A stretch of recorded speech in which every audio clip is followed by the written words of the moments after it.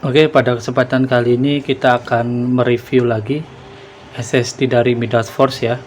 Tapi kali ini untuk kapasitasnya yaitu yang 256 GB ya ini. Kenapa kita review lagi? Karena biasanya untuk beda kapasitas itu dia beda fitur dan beda kecepatan ya.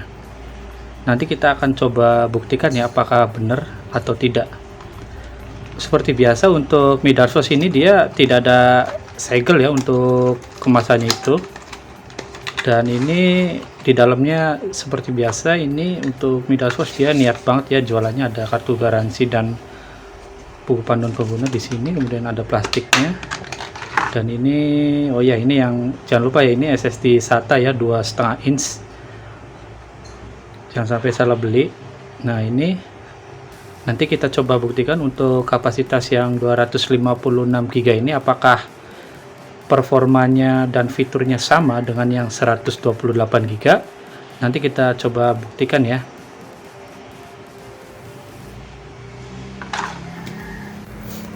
Kemudian untuk masalah garansi, ini baik yang 128 GB dan 256 GB ini tidak ada perbedaan ya, sama-sama garansinya yaitu selama 3 tahun. Untuk TBW nya sendiri yang kapasitas 256 GB dia TBW nya lumayan besar ya, itu 120 TB ya, sedangkan yang 128 GB dia cuma 90 TB, tapi 90 TB juga cukup besar sih jika dibandingkan dengan merek yang lain. Tapi di sini selisihnya untuk yang diantara keduanya itu selisih 30 tera ya. Ya baik 90 maupun 120 yang menurut saya cukup besar juga sih. Karena hitungannya misalkan kita dalam 1 tahun itu menggunakan atau penggunaan menulis datanya itu 1 tahun 1 TB ya, berarti ya kira-kira membutuhkan waktu 90 tahun. Dan untuk yang 256 GB kita membutuhkan waktu selama 120 tahun ya, itu sudah sangat-sangat worth it atau layak lah ya, nggak masalah gitu. Baik, selanjutnya kita coba cek ya menggunakan aplikasi pembacaan SSD ini. Untuk harddisk model ID-nya ini terbaca cukup baik ya. Di sini Midas Force SSD 256 GB ya. Jadi tidak ngasal ya untuk ID-nya. Kemudian ini untuk SSD controllernya dia ternyata terbaca dengan baik juga ya, yaitu Silicon Motion SM2259XT. Ini controllernya sering atau banyak dipakai di merek yang lain ya, kayak PNY dan Leven ya, yang sudah pernah kita review. Nah, ini yang jadi pertimbangan ya.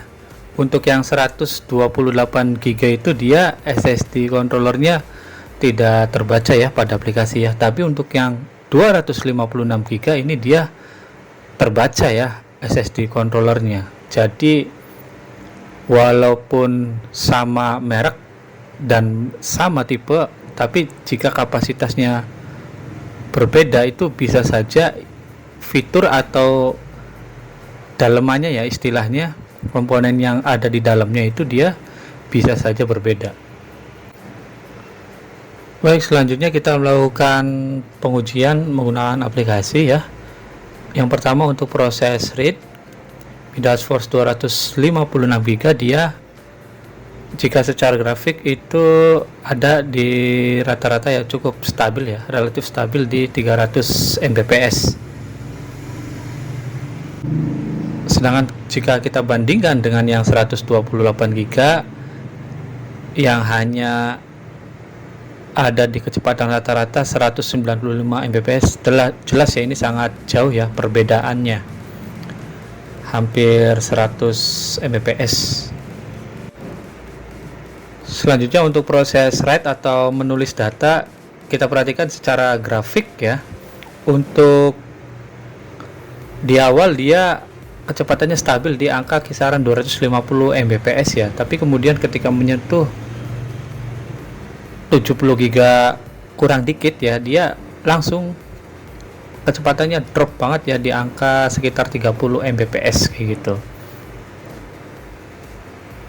Dan jika kita jabarkan untuk kemampuan menulis data nih atau write speednya untuk yang kapasitas 256 GB, dia ada di rata-rata 178 Mbps ya. Ini jelas jauh lebih cepat ya dibandingkan dengan Midas Force 128 GB yang hanya di rata-rata 62 Mbps. Nah, untuk yang paling mencoloknya sendiri ya, yang write drop itu atau penurunan performanya di sini terlihat jelas ya. Untuk yang 128 GB dia drop di 20 GB pertama, kemudian sedangkan yang 256 GB dia drop di 69 GB pertama ya. Ini jelas jauh ya perbedaannya, kira-kira 50 GB ya. Selanjutnya untuk yang suhu ya, selama tes berjalan pengujian dari proses read data dan proses menulis data, itu untuk keduanya dia mencapai suhu maksimal di 48 derajat Celcius. Ini bisa dibilang cukup adem ya. Dan ini sama-sama ya, mungkin untuk panasnya ya tidak ada perbedaan ya. Baik, selanjutnya kita tes langsung pada laptop ya. Ini untuk yang pertama yaitu kita tes atau pengujian booting atau menyalakan laptop ya. Untuk Midas Force 256 GB dia membutuhkan waktu selama 20 detik ya. Ini jelas ya lebih unggul 10 detik ya dibandingkan dengan yang 128 GB. Lanjut kita melakukan copy data ya sebesar filenya 10 GB ya, dari SSD eksternal ke SSD Midas Force 256 GB. Ini membutuhkan waktu selama 5 menit 9 detik. Ini sedikit lebih lama ya dibandingkan Midas Force 18 GB yang membutuhkan waktu selama 5 menit 6 detik ya, cuman beda 3 detik ya, selisihnya nggak terlalu jauh ya. Kemudian untuk copy data secara internal ya, jadi antar partisi jadi ini kan partisinya dibagi dua ya, C dan D. Ini dari D ke C. Untuk yang kapasitas 256 GB dia membutuhkan waktu selama 49 detik ya. Ini jauh lebih unggul ya dibandingkan dengan yang kapasitas 128 GB ya. Dia 1 menit lebih ya. Kalau yang 256 dia kurang dari 1 menit.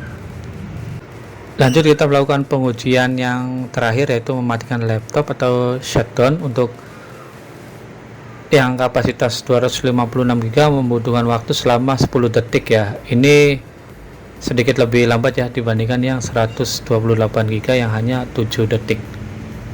Selisihnya cuman 3 detik ya.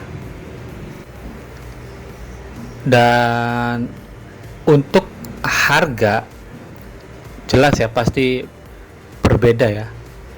256 GB dia dibanderol atau saya dapatkan di harga 200.000, sedangkan yang 128 GB saya dapatkan di harga 140.000. Ini beda 60.000.